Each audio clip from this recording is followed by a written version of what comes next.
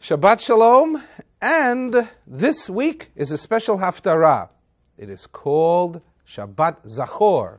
Zachor, remember. Remember what?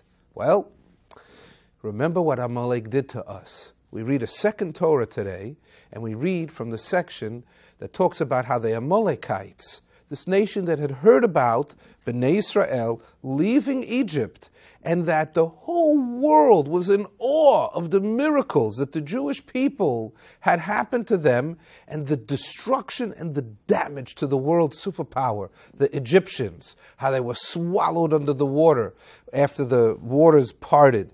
So they're marching through the desert, and what does Amalek do to the Bnei Israel? They sneak up behind them. Why? You think they thought they were going to win? No way. But they said, you know what? We just want to ruin it for them.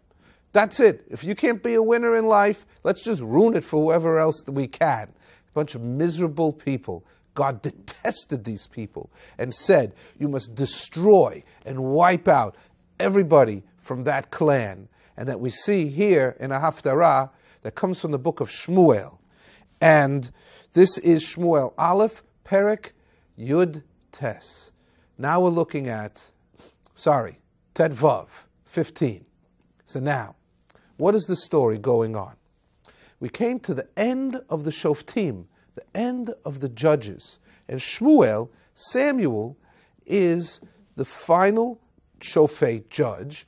Bnei Israel demanded a king, and Shaul was appointed. He was anointed and appointed. Osi shalach Hashem limshiachacha, that I was sent by God to anoint. Mashiach means to anoint you.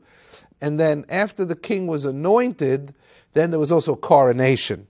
But now, what does a king have to do? He has to do three things. And one of the three things that a king of Israel has to do is has to wipe out Amalek. So he's the first king. Go out there and show him you're made out of king material. So, Shaul, the king, rallies up 200,000 soldiers and 10,000 men from the tribe of Yehudah even. And it specifically says that.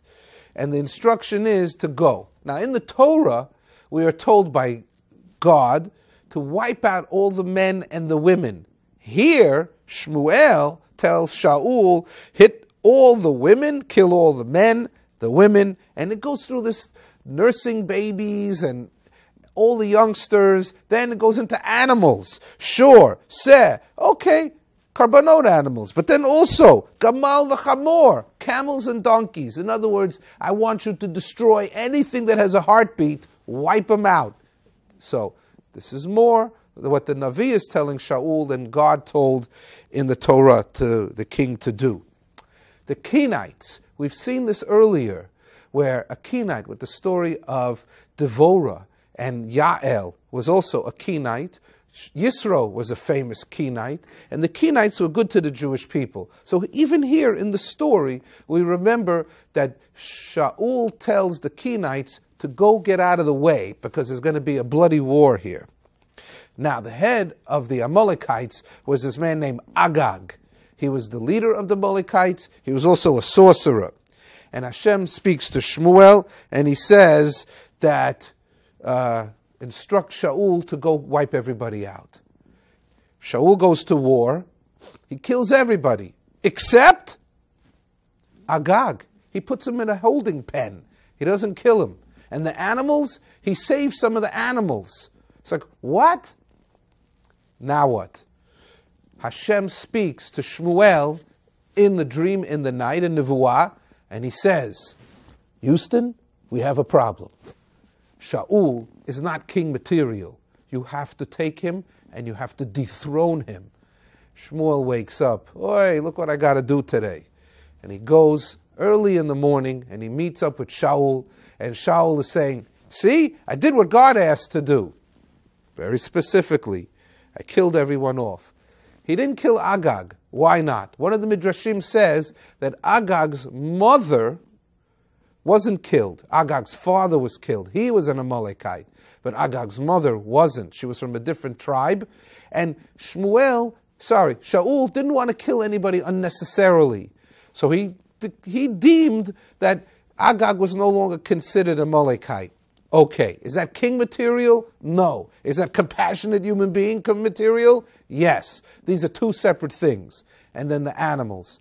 So now, Shmuel is asking Shaul in the morning, did you do what I asked you to do? He goes, yeah, I did what you asked me to do. He says, what are those animals? Bah, moo, this. Why you got all those noises? He goes, well, the people told me that they want to offer up sacrifices. And Shmuel is looking at him saying, hey, wait a minute. You don't understand. God doesn't want to hear the crackling of the fat of the animals that you're doing karban chatat, that you're doing a sin offering. If you listen to God in the first place, you wouldn't have to be giving karbanot sacrifices up to God.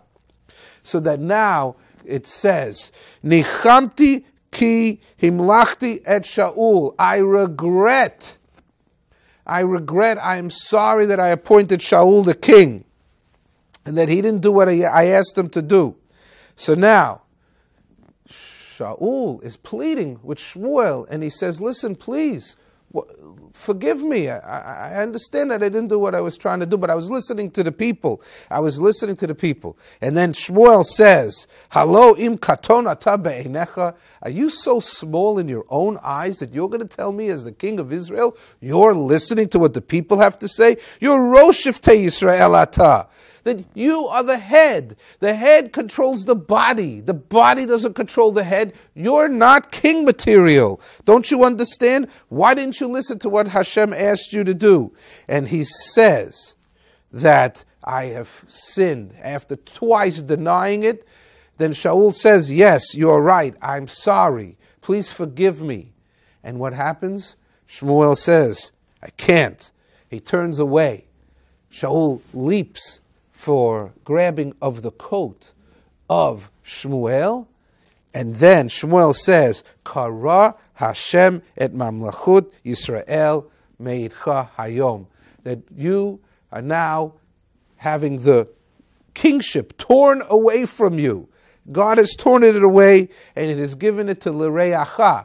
He has given to, it will be given to David HaMelech eventually, his son-in-law, Shaul's son-in-law, by the way. Exciting story. So he says that, bring me Agag. Shmuel says, let me finish this dirty business myself. And that it says that Shmuel then kills, murders, chops Agag, and does away with him. And that this is the end of the Amalekites. But you say, hey, Haftorahman, wait a minute, didn't you say Haman was an Amalekite? I thought he killed all the Amalekites.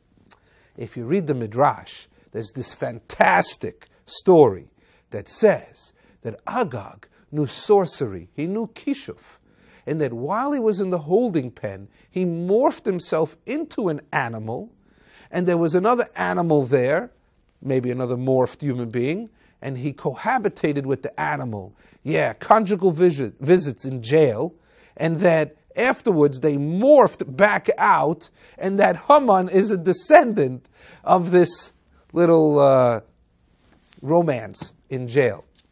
Anyway, the story of Parshas Zachor is the story about a man being appointed king and being a good guy, but that's not what Israel needed at the time. They needed a tough guy. They needed a guy to execute with no emotions and to have no rachamim. And he didn't have that. So you'd want him as a friend, but you wouldn't want to depend on him to defend you against your enemies. Shabbat Shalom. That's the story of Parshat Zachor.